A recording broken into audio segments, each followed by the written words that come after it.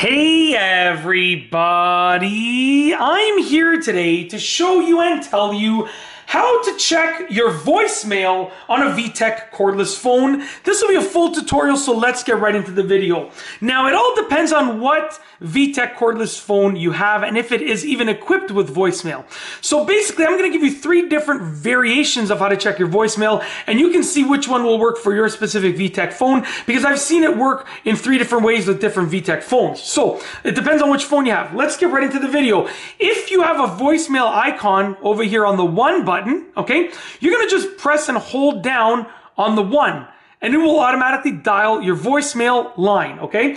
And then you can check your voicemail from there, okay? If you don't have a voicemail icon there, you can actually dial, okay, either star 98, so that's one version of it, okay, or star 99, okay? So it all depends really on which Vtech phone you have, but I've seen those 3 things work with different Vtech phones.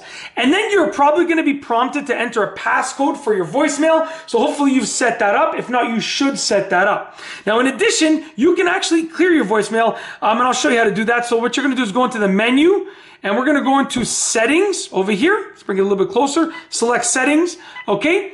And I'm going to go to clear voicemail, and I could then click this to clear the voicemail, and that would sort of clear off your, similar to like clearing off an answering machine. That's basically it. That is how to check your voicemail on a Vtech cordless phone. I've shown you 3 different ways to do it.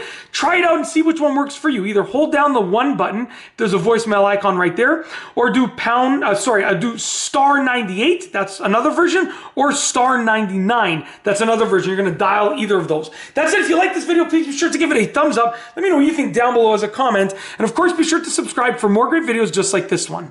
And that's all I have for you today. Thanks for watching.